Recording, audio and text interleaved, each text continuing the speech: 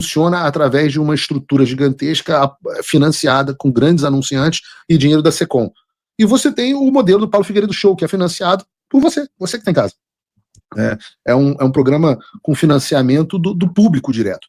E é muito mais honesto, porque se você um dia achar que eu não tenho que estar no ar, você simplesmente vai parar de me financiar. E eu estou sendo extremamente cobrado, engraçado, eu gosto porque a audiência cobra mesmo, para que eu fale a respeito de uma entrevista do senador Flávio Bolsonaro à Folha de São Paulo. E eu achei que a melhor forma de fazê-lo era comentando a entrevista com vocês. Então eu queria pedir ao Bruno que colocasse aí para mim o vídeo da entrevista, porque a gente vai assistindo a entrevista do senador Flávio Bolsonaro, que tem o meu apreço pessoal muito grande, ao vivo. Coloca aí pra gente, Bruno. A gente está exatamente para botar uma linha aqui no Brasil, para daqui para frente. Vamos deixar o povo decidir quem vai ser o próximo presidente da República, quem vão ser os senadores deputados. Caso ele seja condenado, a anistia valeria para ele. Não, a anistia tem que valer para todo mundo. Será que seria saída honrosa para ele? Para todo mundo. Para ele também. Eu acho também. Já começa o primeiro ponto interessante. A anistia, de fato, tem que valer para todo mundo.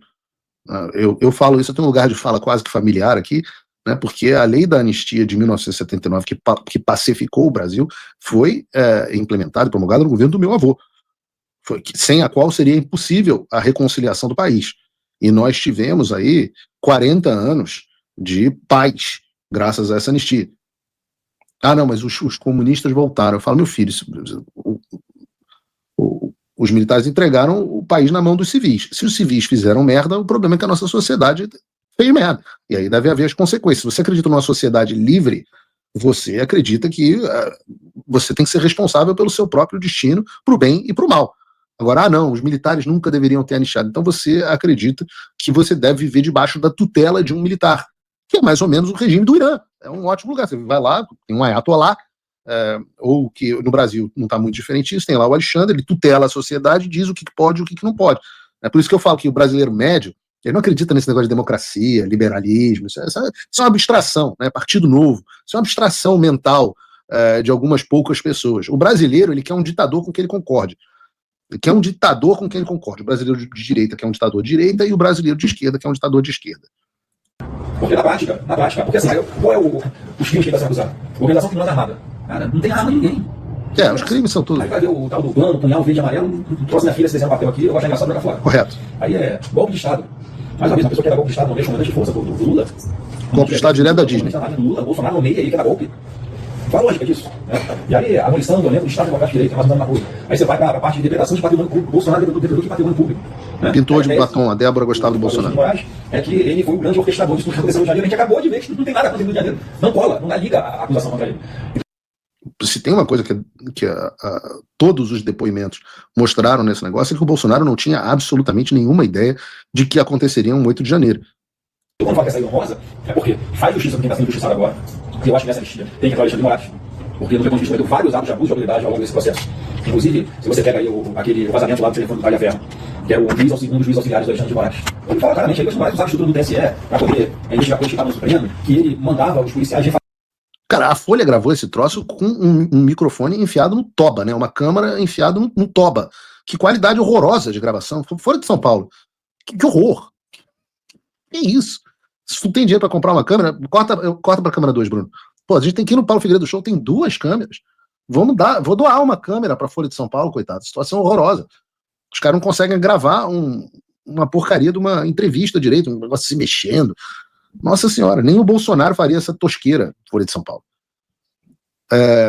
E aqui entra a discussão propriamente central. Do que diabos Flávio Bolsonaro está falando de anistia para o Alexandre de Moraes? E eu vou defender aqui parcialmente a lógica do que o Flávio Bolsonaro está dizendo. E calma, antes de você me xingar, calma, espera só um pouquinho. Ou xinga logo, porque aumenta o engajamento, o pessoal briga no chat, é sempre bom. Mas eu vou explicar para vocês. O senador Flávio Bolsonaro está se referindo a vários crimes que o Alexandre de Moraes cometeu que estão acima de qualquer discussão. Ora, a Vaza Toga mostra inúmeras condutas criminosas do Alexandre de Moraes. Não só do Alexandre de Moraes, mas dos seus juízes auxiliares. E ele ilustra aqui algumas dessas medidas. Ora, a própria delação do Mauro Cid, da qual a gente vai falar mais tarde, ela ilustra várias dessas condutas criminosas do Alexandre. Se o que o Mauro Cid diz é verdade, Alexandre de Moraes cometeu crime. E esses crimes têm previsão no Código Penal. Logo, portanto, para que Alexandre de Moraes não seja preso, é necessário que ele sofra uma anistia. Ah, mas Paulo, eu quero que o Alexandre de Moraes seja preso. Eu também, querido. Ninguém quer mais do que eu. A questão é, nós estamos fazendo uma negociação política.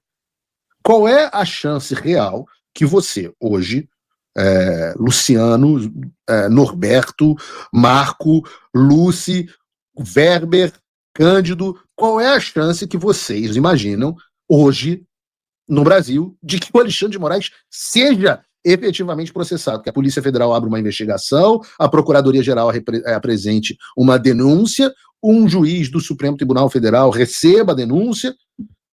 Qual é a chance que você imagina que a perseguição ou prossecução criminal contra o Alexandre siga adiante?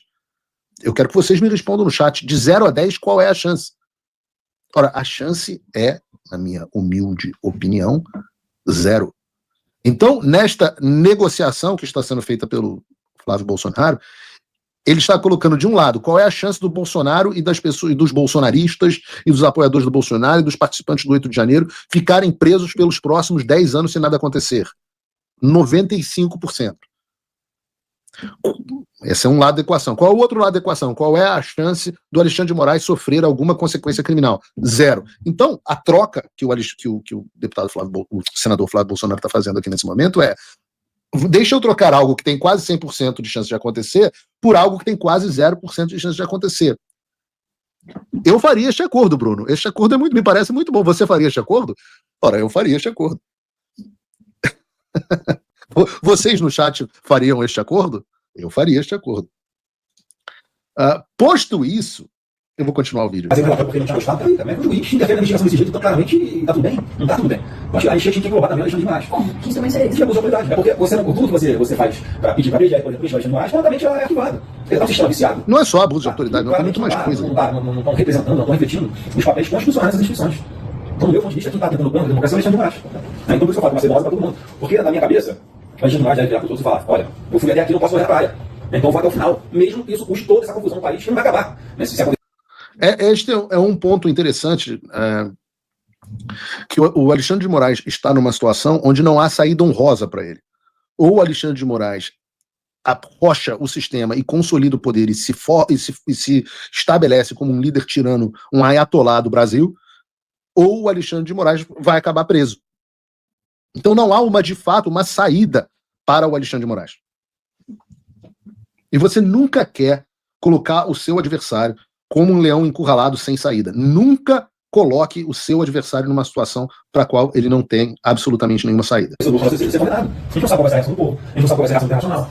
Então, a gente não tem o nosso controle. Então, acho que eu não ia existir por esse caminho, porque aí a confusão vai se estender com muito mais tempo. A pauta de impeachment do ministro Supremo vai ser talvez uma das principais na eleição de 2026. Certamente será. Porque é muito grave. Eu pretendo ser candidato à eleição do Senado. Eu não gostaria de ficar discutindo isso, mas, obviamente, eu vou ser cobrado por isso. Eu vou falar que eu sou a favor de impeachment do ministro de Moraes. A gente já vai para impeachment. Só uma pergunta. Já é uma mudança de posição, né, Flávio? Bom. O senhor falou sobre isso com o Davi Alcolumbre? Que seria um projeto, inclusive, com o Alexandre de Moraes? O Alcolumbre sabe que a gente tem, inclusive, o compromisso dele de pautar o plano anistia. Ele não pautou. Se você construindo vários textos diferentes ali para tentar chegar no máximo de consenso possível, a pauta não vai ter consenso nunca, mas chegar no máximo de consenso possível. Eu acho que hoje o texto que está sendo construído lá na Câmara parece que está dessa forma: a gente faz uma anistia, mas uma anistia que as pessoas cometeram integração de patrimônio público, esses menores, eles já pagaram por isso, uma anistia na prática. Se for só isso, está ótimo. Todo mundo voltaria a ter uma vida normal. Então, eu acho que o Davi tem essa responsabilidade também em todo esse processo de fazer com que isso vá para a pauta, no compromisso dele com a gente. Aí vamos votar, vamos ver o que acontece. E isso só não está acontecendo porque vocês sabem bem, vocês são jornalistas de informações, que há uma pressão até do próprio Alexandre de Moraes em cima, do modo em cima do Davi Alcolumbre, para não pautar, para não deixar acontecer nada. Quer dizer, isso, a democracia está existindo na prática no nosso país, está existindo autonomia dos poderes e harmonia dos poderes. Não há. O Alexandre de Moraes está simplesmente ameaçando. Mandou a Polícia Federal na casa do pai do Hugo Mota, né, do presidente da Câmara, que mudou de posição do dia para a noite. Qual o problema dessa história, dessa negociação que a gente está sofrendo hoje? O problema é que em toda negociação você tem que ter um negócio chamado leverage, que você tem que ter ficha na mesa, você tem que ter uma alavanca que te permita ter força de negociação. E nós, neste momento, não temos nenhuma. O Alexandre consegue ameaçar, prender o presidente da Câmara, e nós não temos nenhuma alavanca de negociação. Absolutamente nenhuma. O que permitirá que nós tenhamos uma boa alavanca de negociação? Ora, as sanções dos Estados Unidos são a única coisa que me ocorre. E você pergunta: Paulo, onde estão as sanções? E eu volto a dizer, não consigo ter o mínimo de atenção. Está tudo pronto, mas eu não consigo ter o mínimo de atenção dos Estados Unidos enquanto o país está decidindo se vai entrar em guerra com o Irã. Não tem como cobrar, não tem como perguntar, não tem como, não tem. Infelizmente não tem como, a vida como ela é. Pensem o que quiserem, na verdade, Israel acabou acidentalmente salvando a bunda do Alexandre de Moraes, pelo menos por enquanto. Vamos continuar trabalhando, mas a gente tem que ter as expectativas alinhadas. Então, não vou tirar a razão aqui do que o senador Flávio Bolsonaro está dizendo. Mas o que eu posso dizer do meu lado é que a anistia para Alexandre de Moraes limita-se à anistia criminal. O que significa que ele não vai ser criminalmente processado. Essa anistia envolve, por exemplo, a anistia às sanções americanas. Essas não dependem do senador Flávio Bolsonaro. Essas dependem de Eduardo Bolsonaro e Paulo Figueiredo. Alinhados 100% neste curso de ação. E eu digo a vocês, no que depender da gente, #sem anistia. Não há um cenário na nossa cabeça onde Alexandre de Moraes não sofra sanções financeiras. Sanções de visto já foram feitas, já foram implementadas, inclusive não estou mais preocupado em perder visto, etc. Já falei que um monte de gente já perdeu visto e nem sabe. Sanções de visto já foram implementadas. Agora o que nós estamos buscando são as sanções OFAC, via Lei Magnitsky ou via AIPA, para que Alexandre de Moraes, num primeiro momento, e em seguida outros, percam o acesso aos seus recursos financeiros de forma praticamente definitiva. Então, deixando muito claro aqui a postura. Anistia criminal, façam o que vocês quiserem. Eu nunca vi nenhuma chance no Brasil de Alexandre de Moraes ser criminalmente processado. É uma anistia absolutamente inócua. Anistia de sanções aqui dos Estados Unidos, #sem anistia. #sem anistia. Eu, Paulo Figueiredo, que foi quem começou essa brincadeira toda, digo, eu só vou parar quando o Alexandre estiver fora da posição que ele está. Seja via impeachment, lembrando, anistia não anistia o sujeito de um processo de impeachment, que é um processo político.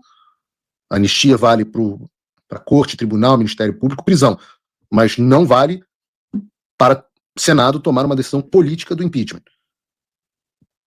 O impedimento da pessoa de ter uma função pública não é a mesma coisa que a proteção de que ela sofra consequências criminais.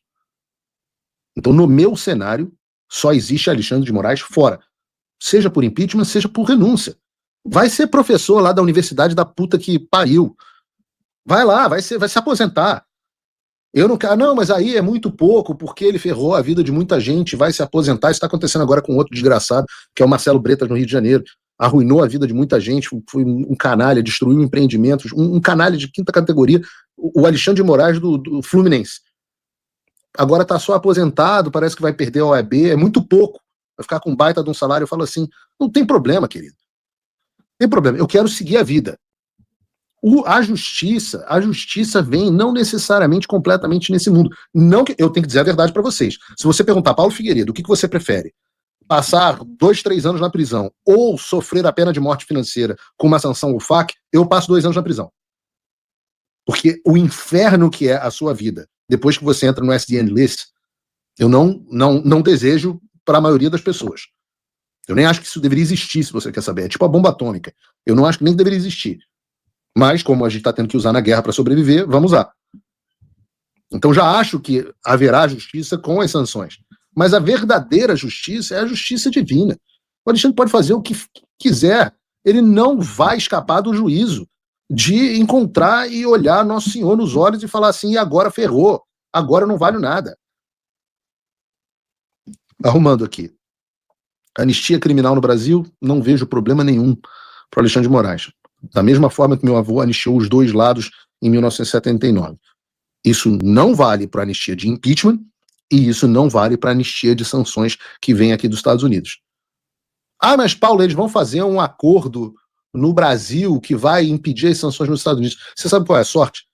Sabe qual é a ingerência que Flávio Bolsonaro, que Jair Bolsonaro, que, sei lá, Alcolumbre, não sei o que, tem nas sanções dos Estados Unidos? Sabe qual é a ingerência que eles têm? Zero. Sabe qual é o contato que qualquer um do governo Jair Bolsonaro tem com o governo americano?